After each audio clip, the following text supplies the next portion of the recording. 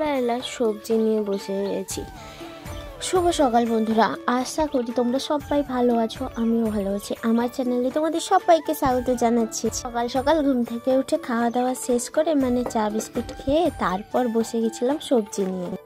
দাদা বাজার থেকে সবজি নিয়ে এসেছিল, তো তার মধ্যে ছিল নতুন আম আর তালশাঁস। আমগুলো কেমন খেতে হবে তেমন একটা আমি জানি না, কিন্তু আমগুলো দেখে বেশি ভালো লাগছিল, লোভ লোভ ভাব হচ্ছে। যাই হোক, আমগুলো ধুয়ে নিলাম, দিয়ে একটা ঝুড়িতে রেখে দিলাম, যেহেতু গরম পড়েছে নষ্টও হয়ে যেতে। আর এই দেখো তালের শাঁস কার কার পছন্দ অবশ্যই কমেন্ট করে জানিও। যাই হোক, তারপর সকালবেলার খাবারে বসে পড়েছি। আজকে সকালবেলা খাবারে ছিল ছেনা পরোটা, তরকারি আর চপ। আর কুটু কেমন ভাবে খাচ্ছে দেখতে পাচ্ছ তো। কিছুক্ষণ পর সবজিগুলো গোছানোর পর আমরাও খেতে বসে গেছিলাম সবাই।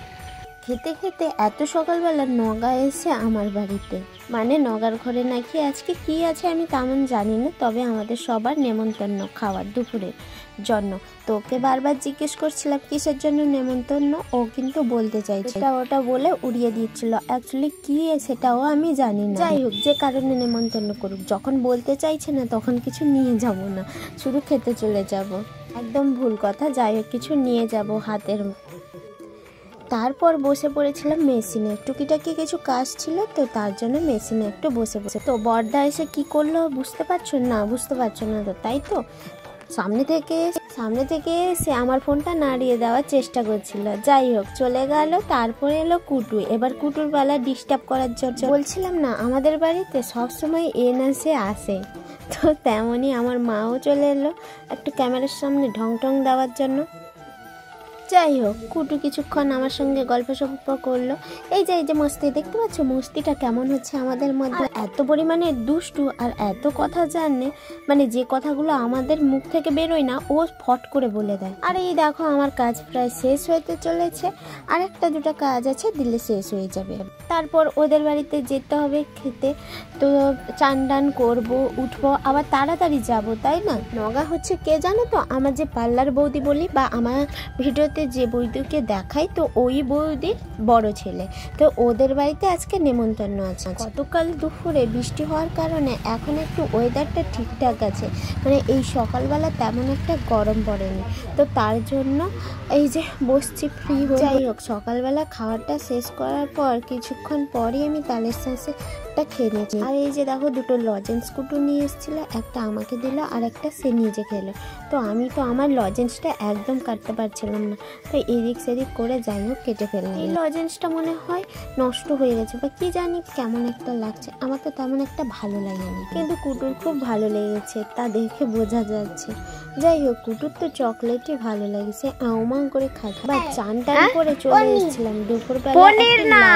এটা মিষ্টি আছে। লাইভ ভিডিও করার কিছুক্ষণ পর বাবা একজনের বাড়িতে গেছিলেন, তো ওনার বাড়িতে আজকে কে একটা মারা গেছে, কিন্তু কে মারা গেছে আমি তেমন জানি না। তো আমাদের এদিকে না একদিন অন্তর এসে মারা যাচ্ছে, সেই জন্য খোঁজখবর রাখছি না, আর রাখলেও বক্কা ঝোঁকা করে ঘরে যে কে মারা গেল, তোদের এত খোঁজখবর রাখার কি প্রয়োজন। যাই হোক, দেখো নিয়ে এসেছিল মিষ্টি, আর আমার এই মিষ্টিগুলো বেশ ভালো লাগে। যাই হোক, তো মিষ্টি খেয়ে নিলাম, দুটো প্যাকেট নিয়ে এসেছিলো। একটা প্যাকেটে বাবা অর্ধেকটা খেয়ে নিয়েছিল আর অর্ধেকটাই রেখেছিল, আর একটা প্যাকেট পুরো ফুল ছিল, তো কুটু আর আমি খেয়ে নিয়েছিলাম। তারপর এই যে মাথাটা ধুয়েছিলাম, শ্যাম্পু করেছিলাম চুলটা শুকনো হওয়ার পর আমি সিরামটা লাগিয়ে নিচ্ছি। আর এই সিরাম লাগানোটা আমি সবসময়ই ভুলে যাই, তাও বাড়িতে যখন থাকি তখন কিন্তু করতে পারি কাজটা। যাই হোক, কথা বলতে বলতে পেছনে মা বাবা দুজনেই বসছেন, কুটু আছে সঙ্গে, মাঝে মধ্যে দাদা বৌদিও আসছে। সবার সঙ্গে কথা বলতে বলতে কাজটা প্রায় কমপ্লিট করে নেব। এবার চলো, এই যে দেখো, আমরা এখন যাচ্ছি নেমন্তন্ন বাড়ি খেতে। ব্যাগের মধ্যে দুটো স্প্রাইট বোতল নেওয়া হয়েছিল। যাই হোক, এখন বৌদির বাড়িতে সবাই মিলে খেতে যাচ্ছি, সঙ্গে মা বাবা, আমাদের সপরিবার বলতে গেলে। তো সবাই মিলে আজকে বৌদির বাড়িতে খেতে যাচ্ছি। আর কুটুর কি আনন্দ দেখো, ও লাফিয়ে লাফিয়ে চলে যাচ্ছে। ভাবছিলাম একটু আগে সে হাতে হাত লাগিয়ে দিব, কাজে একটু হেল্প করব, কিন্তু আমরা যখন আসি দেখি সমস্ত কাজ হয়ে গেছে, মাংস রান্নাটা বসছে, তাও প্রায় শেষের দিকে, ওটা নামিয়ে নিলে হয়ে যাবে। তো কড়াইতে আর প্রেসার কুকারে দুটোতেই বসিয়েছে। যাই হোক, এখানটায় এসে একটু গল্প টল্প করলাম। বৌদির বাড়িতে আমরা বাদে আরও অনেকেই এসছে, তো আমাদের প্রথম জুস। আর এই দেখো কড়াই ভর্তি মাংস, এই কড়াটা হয়ে গেলে হয়ে যাবে প্রায়। তো আমি তো বসছিলাম, তার জন্য আমাকে 2 পিস মতন বের করে দিয়েছিল টেস্ট করার জন্য, আর 2 পিস দিয়েছিল টেস্ট করার জন্য। কিন্তু মাংসটা আজকে দারুণ হয়েছে। আর এই দেখো কাঁসার থালায় আমাকে বেড়ে দিয়েছে। তো দেখো আমাকে কাঁসার থালায় বেড়ে দিয়েছে, ছিল আলু ভাজা, পটল ভাজা, চিকনি শাকের চচ্চড়ি, তার সঙ্গে ছিল মাছের ঝাল, আর ছিল মাংস। তো খাওয়া দাওয়া শেষ করে দিয়েছি, এই যে বসছিলাম, আর আমার দাদা কি করে দিয়ে গেল অবশ্যই বুঝতে পারছি। এই যে ক্লিপটা খুলে দিয়ে গেল, বলছে বারবার কি তোর ভিডিও, সবসময়ই তোর ভিডিও। কিন্তু আমি কিন্তু ভিডিও করা মানে বন্ধ করি না। যাই হোক, আমাদের খাওয়ার পর এখানটায় দেখো বৌদিরা বসছে, দাদা বসছে, আর সবাই বসে পড়েছে খেতে। আর এখানটায় আমার মা পান, আর দাদুও বসছে। আমরা কিন্তু অনেকক্ষণ ধরে বসে বসে খাচ্ছিলাম, যত সময় ধরে আমার বাড়িতে খাই না। এত সময় ধরে বসে বসে খাওয়াটা অভ্যেস নেই, কিন্তু এর বাড়িতে এসে খেতে হচ্ছিল, যেহেতু সমস্ত কিছুই বেশি বেশি দিয়েছিল, বিশেষ করে মাংসটাই দিয়েছিল। আমি বলছিলাম ব্লগ করছি, তো সবাই আমার মুখের দিকে তাকিয়েছে। তোমরা বুঝতে পারছো না, যেহেতু ওই সাইডে আলোটা পড়েছে, তার জন্য ছবিগুলো ভালো আসেনি। এই যে 11টার সময় বেরিয়ে এসেছিলাম বৌদির বাড়িতে, এখন ফিরছি প্রায় 5টা বাজে, এখনো পর্যন্ত যাই না। এক জায়গায় যখন এত মানুষ জড়ো হয়ে যায়, পছন্দের মানুষ, তখন তো সময়টা কেমন করে কেটে যায় বুঝতেই পারি না, তাই না? গল্প করতে করতে অনেকটা সময় কাটিয়ে দিয়েছিলাম। বৌদিও আমার বাড়িতে যাবে, দোকান খুলবে, তো চলো এখন তাড়াতাড়ি যাওয়া যাক, যেহেতু কাস্টমার এসে ওই আমার বৌদিরা সবাই ইন্ট্রো দিচ্ছিল, কিন্তু আমার একদম ওই ভয়েসটা দেওয়ার ইচ্ছে নেই, যেহেতু উল্টা কথা বলছিল, মানে বৌদি মানে তো বলবে। আর আমি দেখো হাসতে পারছিলাম বলে মুখে হাত চাপিয়ে হাসছি। যাই হোক, সন্ধ্যার সময় বসে আমি কুটু সবাই মিলে চা খাচ্ছিলাম, সঙ্গে বৌদিও চা খাচ্ছিল। এই যে প্রথম বৌদি জল খেয়ে নিল, তারপর সবাই মিলে চা খাচ্ছে। টিক পাতা শেষ হয়ে যাওয়ার কারণে আমি আজকে কুমকুম কপালে নিয়েছিলাম, সেটা ঘেটে গেছে। আর এই যে কুটুকে দেখো, কুটু সন্ধ্যাবেলায় এসেছিল, মানে ওদের ঘরে কুটু শোনা। তো আমি না সব বাচ্চাকে প্রায়ই কুটুই বলে ডাকি, আমার এই নামটা ডাকতে খুবই ভালো লাগে। আমি ওকে বললাম তুই চোখ মার দেখি, কি সুন্দর চোখ মেরে দিল। ওকে বললো একটা হামু দে, কি সুন্দর হামু দিয়ে দিল। কিন্তু ও কথা বলতে পারে না এখন, খুবই বাচ্চা।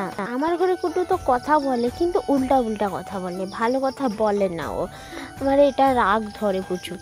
যাই হোক, রাতের বেলা রান্না করতে বসছি। এই যে দেখো, রাতের বেলা পটলগুলোকে সাজিয়েছিলাম এইভাবে, আর আমি রান্না করছিলাম, পাশে আমার মাও রান্না করছিল, বলছিল তোর দ্বারা কিছু হবে না। তারপরেও আমি রান্না করছিলাম, সেই জন্য আমাকে মা বকছিল, কিন্তু এক কান দিয়ে শুনি আর এক কান দিয়ে বের করে। এর হাতের রান্না আর আমার হাতের রান্না কি সেম হয়? কোনোদিন না। কিন্তু আমার বাবা কোনোদিনও আমাকে বলে না যে তোর হাতের রান্না খারাপ।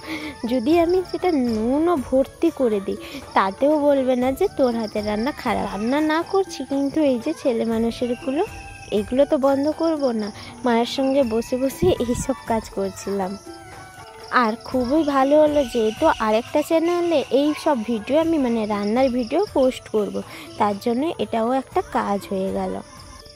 যাই হোক, এখন রান্নাবান্নাটা করে নিই, তারপর গিয়ে খাওয়া দাওয়া শেষ করে ঘুমাবো। আমি বলছিলাম এই ব্যাকগ্রাউন্ডটা খুবই সুন্দর, পেছনে দেখো জ্বালন বস্তা সব থাকানো আছে। এই ব্যাকগ্রাউন্ড থেকে আমার অনেক ভিডিওই শুরু হয়েছে, তাই না? যাই হোক, ওইখানটায় মা বৌদি আমি 3জন বসে বসে অনেক কথা হলো। কথা হওয়ার পর এই যে দেখো রান্না প্রায় শেষ, রাত 10টা খানিক বাজে। মাকে বলছিলাম বারবার তুমি ঘুমিয়ে পড়ো, আমি না হয় কাজ ছেড়ে যাচ্ছি, মানে আমি মেশিনে কাজ করছিলাম। কিন্তু মার অবস্থাটা দেখতে পাচ্ছ, ওইখানটায় বসে বসে ঝুঁক দিচ্ছে, বলছে না তুই উঠ, দিলে আমিও উঠবো, খাওয়া দাওয়া শেষ করে না হয় রুমের মধ্যে যাব, মানে ঘুমোবো। তো এই যে দেখো, এই রকম মায়ের ঘুমানোটা আমি কোনোদিনই দেখিনি, সেই জন্য বাবা আর আমি হাসছিলাম। যাই হোক, রাতের বেলা ছিল আম, শাক ভাজি, পটলের তরকারি আর মাছের তরকারি। তো আশা করি আজকের ব্লগটা তোমাদের সবার খুব ভালো লেগেছে। দেখা হচ্ছে নতুন একটা ব্লগে, ততক্ষণের জন্য তোমরা সবাই ভালো থাকো।